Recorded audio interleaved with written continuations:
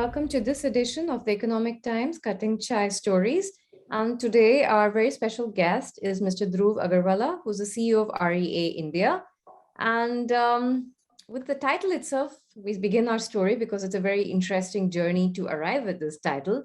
So, Dhruv, my first question to you is, you are now CEO of REA India, but actually you spent a lot of time as an entrepreneur, as a co-founder of PropTiger. Later, you did acquisitions for Makan and Housing.com. And before that, you were CEO of a very large infrastructure arm of GE. So how does it feel to do the journey of entrepreneur to CEO and, from CEO to entrepreneur as well? Hi, Jesse. Thanks for having me on the show. I think it's a great question that you ask. When I look back, on my journey and even my time at GE, the way I see it is that being an entrepreneur is not about necessarily starting your own company. I think it is a mindset, and the mindset is all about taking full ownership and accountability for what you do. So even when I was at GE, in a large company, not even at a certain point in time as CEO, I always behaved as an entrepreneur. So for me, personal risk taking was very important. One was not trying to play safe all the time. The idea was, to within, of course, the corporate framework, take as many risks as possible, not be afraid to fail. So that I think comes from an entrepreneurial mindset. Even when I became CEO of GE Infrastructure in India, I guess it was the same approach, that how could one look at innovating, how could one look at doing new things without necessarily as they say, watching your backside and always sort of looking over your shoulders, seeing that okay, what happens if I fail. I think it's a mindset that, of course, I brought to kind of bear, in my entrepreneurial journey, obviously, because there, willy-nilly, you are accountable for everything. You are, quote unquote, the owner and have to take on that ownership.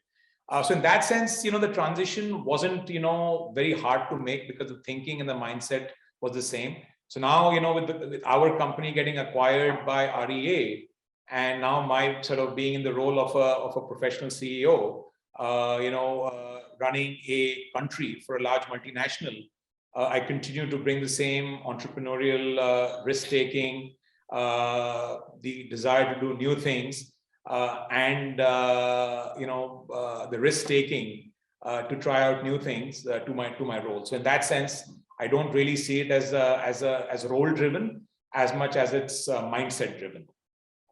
Okay, that's a good way to look at it. And I see that you grew up in Kolkata.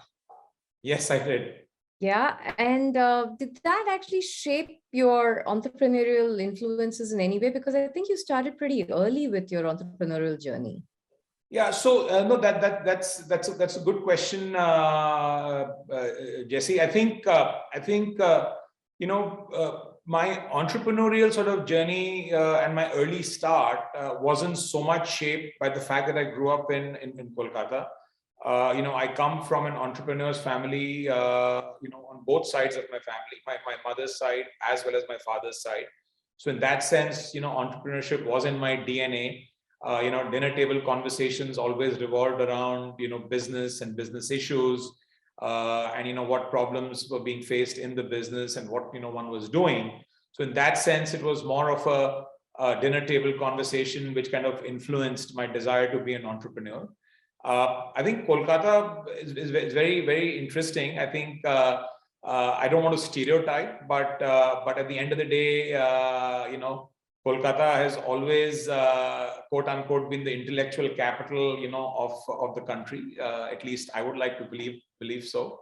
And there, I think a lot of emphasis and focus on high quality education. I think that helped because, when I look at, a lot of entrepreneurial families, sometimes the focus is getting into business early without necessarily focusing on getting a great world-class education. At least in my time. Now things have changed significantly. I think everyone, does that automatically. But at that point in time, I saw a lot of my, friends as well as relatives who very early on went into, business without actually, getting advanced degrees. But I think the kind of friends I had and the influences I had growing up in a very sort of intellectual environment in Kolkata, I think spurred me on to get my advanced degrees. That I would say is the role Kolkata played in my sort of journey. That's very cool. And so I actually spent 2 years in Calcutta, like at IIM Calcutta. So what you said really resonates as to how they see themselves as intellectuals. Yeah. So, supposing that you mentioned your parental influences, or rather the dinner table conversations, what would you say, like, if parents want to put their children on the path towards entrepreneurship, what should they be doing? What advice would you give parents? Yeah, so look, one of the things which I would, want to emphasize, Jesse, is that, see, I wouldn't advocate, being a parent myself, where, I have one child who's, first year in college and another child who's in grade 11. I really do not, tell my kids to follow a certain path. And I wouldn't recommend, parents to do that. I think, kids are very savvy these days. And with so much of access to various forms of media, I think they are I think they're a lot more mature at their ages today than I was when I was their age. I think they have the ability to go and try new things. I think there are so many new careers and professions which never existed during my time. And I encourage them to, try different things and see what works for them, and then pick something which they are good at. So my advice to my kids, or my advice to parents for their kids, would be just tell them to do what they are passionate about. And if you're passionate about it, then you will excel at it. So it's better to be, great, at theater and be at the top of your field than be a bad engineer, because, you don't like engineering. That's what I would advise. So for me, the dinner table conversations were more of subtle influence. And not sort of direct direction to get into entrepreneurship. One of the things I did not do was get into my family business. I moved out and, sort of chalked out my own career, first as a professional, and then, ultimately, became an entrepreneur. But it was not sort of something which my parents said, look, you must become an entrepreneur, because, both of us come from, entrepreneurial families.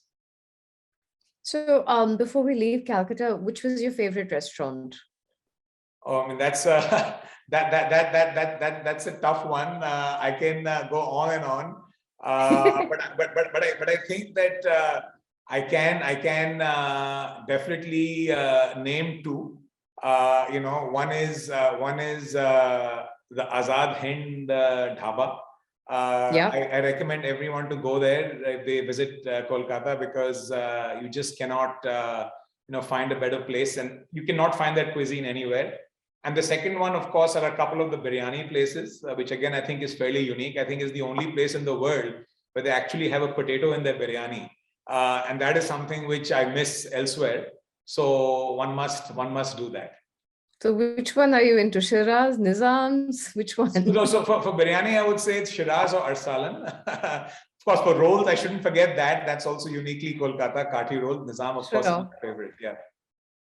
So I think from Calcutta, you eventually ended up in Boston, right, to study? So first, I ended up, in Chicago. I went to Northwestern University to get my undergraduate degree in material science and engineering. And post that, I went to Stanford University in Palo Alto, actually to get my PhD in material science and engineering, but left with a master's degree. Then came back to India, worked for several years before I landed up back in the US in Boston to get my MBA at Harvard Business School. So how was that experience? Look, I think is specifically the business school experience. It's a very iconic brand name, so got to ask you about it. Look, I think it was an amazing experience, and I would say truly transformational. For me, I think the school does talk about creating leaders and creating transformation in people who come into the program. And I think as far as I'm concerned, I feel they did a fantastic job of both. I think for me, it was fascinating because I'd already started a small business of mine, which was a mining business, which was post my MS in engineering, and it was a small business, not a lot of structure. It was very entrepreneurial. So going to business school actually made me realize that what I was really missing. I think it's great to learn frameworks.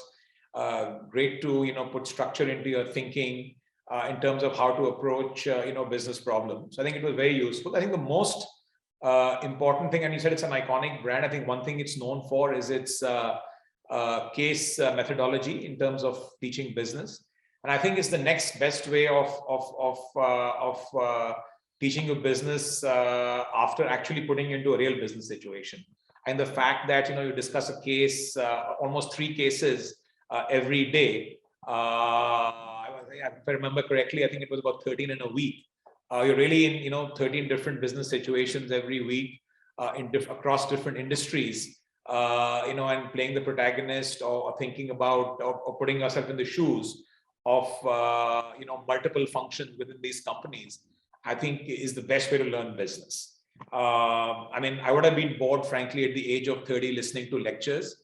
But the case discussion method made for a very engaging environment, where you not just learn from your professor, but actually you don't even learn from your professor, you learn from your colleagues, and your professor really facilitates that learning. And for me, that was, I guess, the best way to learn business, especially at a later age, when, frankly, attention spans start to come down and lectures start to get very boring. So I think it truly lived up to its brand and reputation. So you mentioned you did this at the age of 30, and is there any advice you want to give to people who are considering higher studies after having worked for a little while? Nowadays, a lot of people want to do an online course or something versus actually taking the plunge and doing a full-time MBA. What's your thought on that? So look, in terms of sort of, I think education is dramatically changing in the face of education. I think a lot of the old models of learning are getting disrupted as we speak, right? And I'm sure that folks running large business schools such as Harvard and many others are thinking how this sort of digitalization of education, could potentially disrupt their business model, right? At the end of the day, they're all businesses themselves. So I think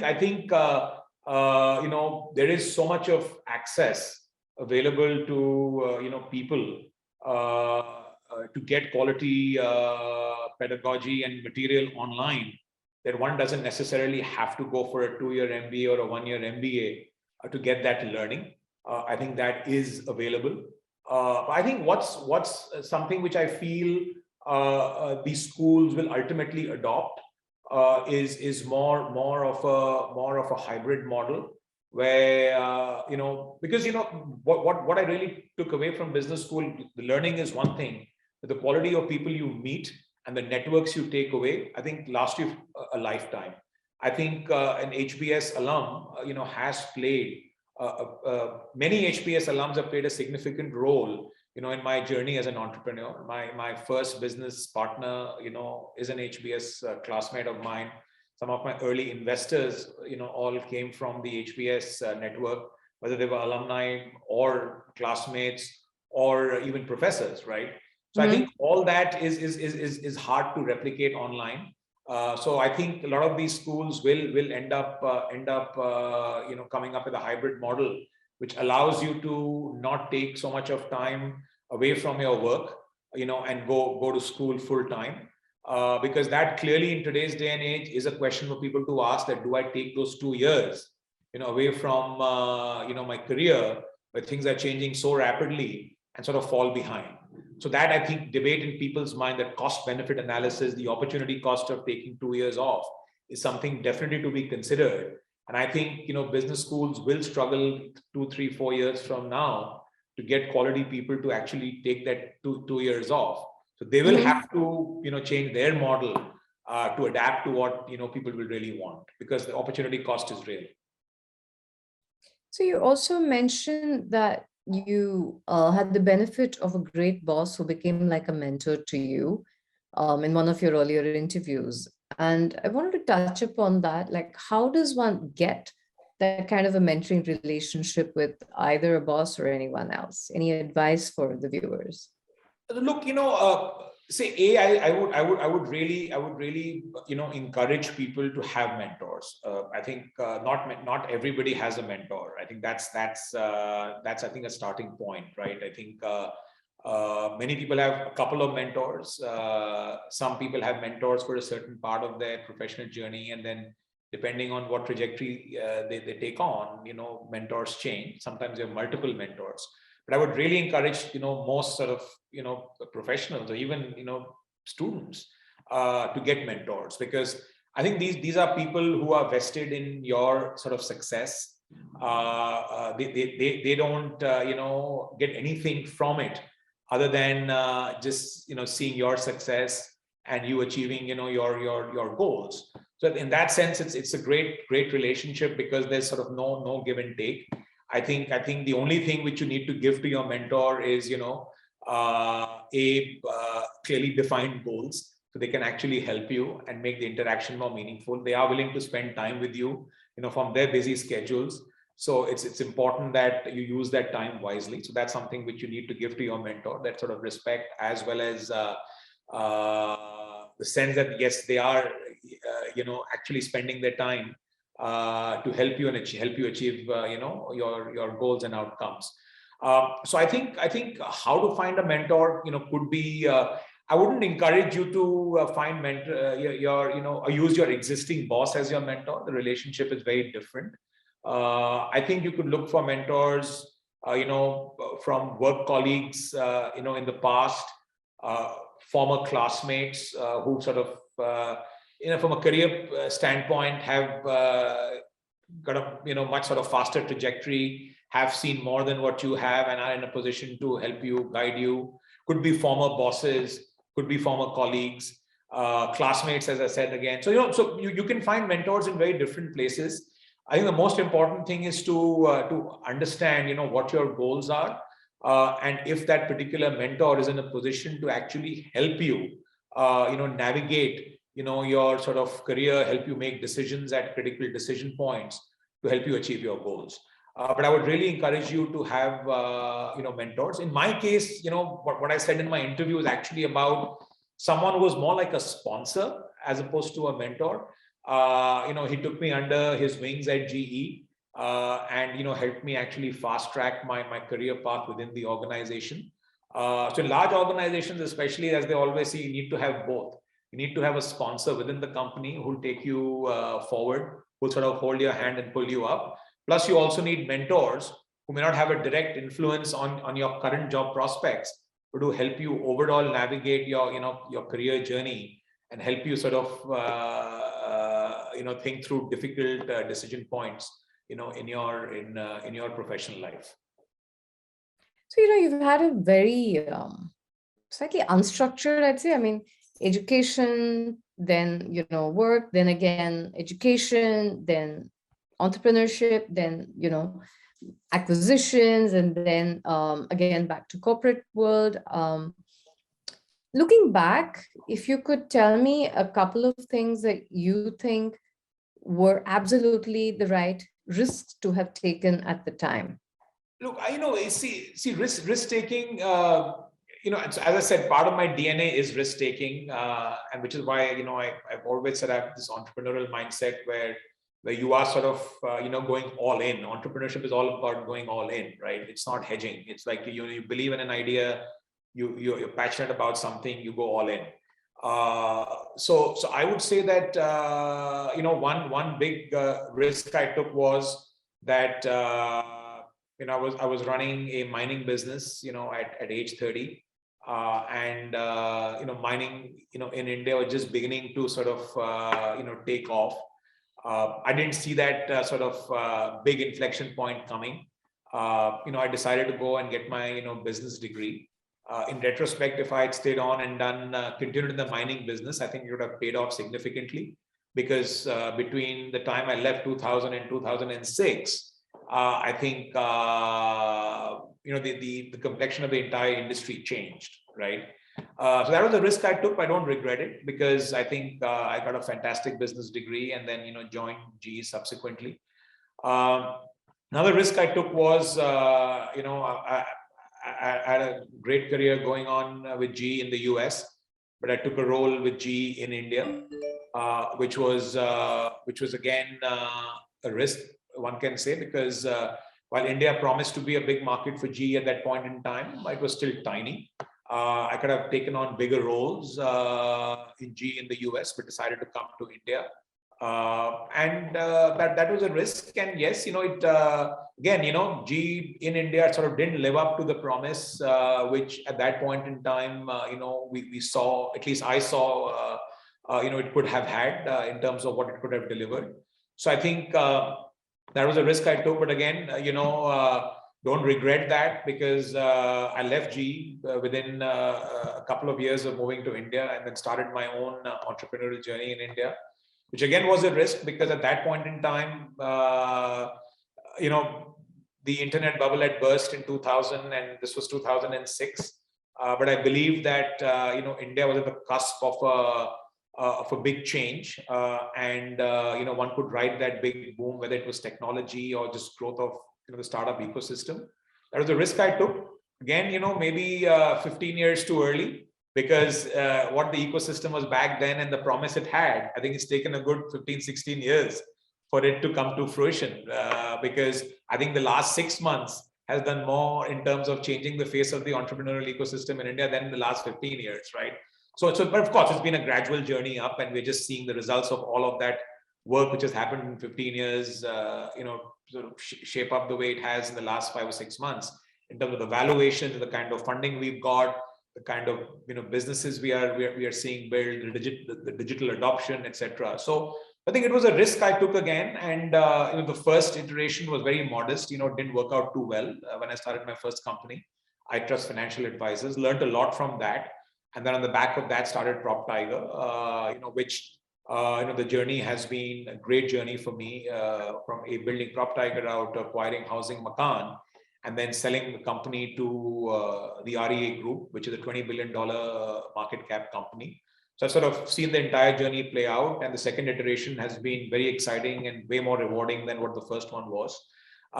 So you take risks, and not every time things play out the way you envisage them to play out.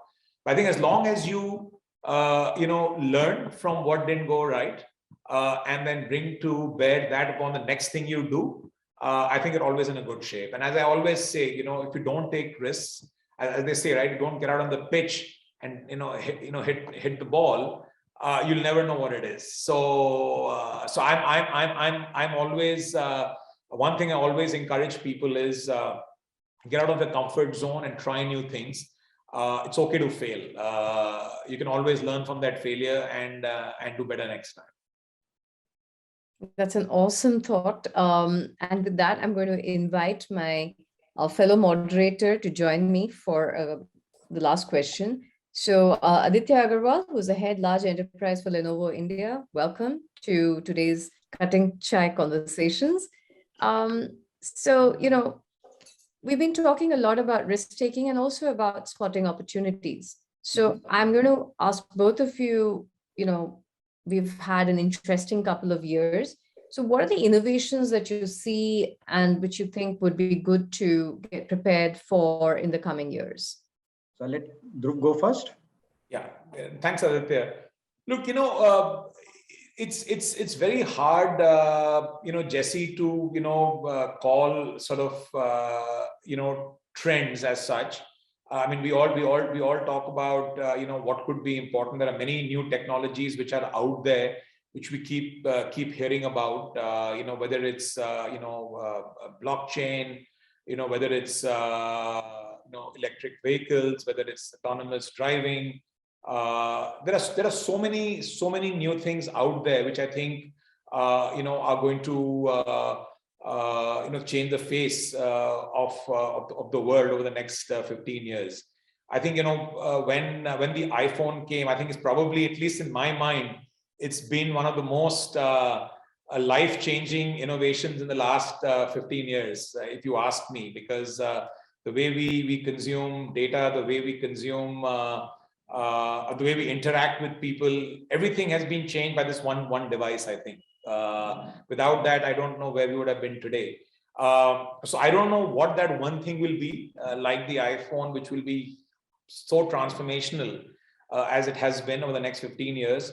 But there are lots and lots of new things which are happening today, which I think, can have the same effect over the next 15. What exactly it's going to be, hard for me to say.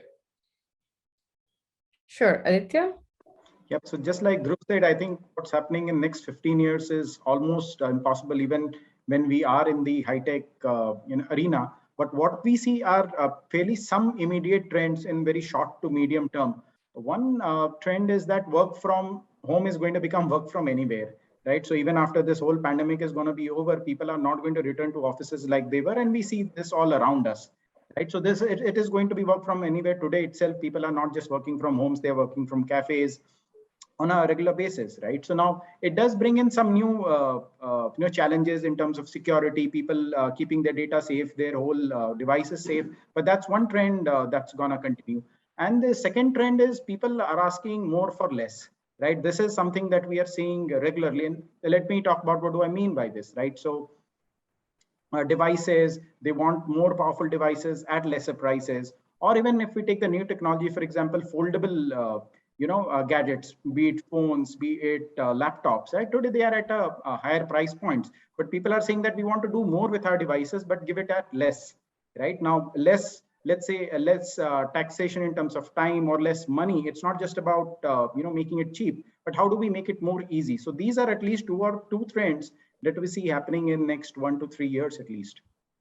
That's a great start to the next segment of this conversation. So I'm going to be handing over to Aditya. And thanks so much, Dhruv, for an amazingly interactive session. And thanks also to the ETH team for putting this together. And with that, I'm signing out. Thank you, Jesse. Really appreciate it. It was wonderful talking to you. Thank you.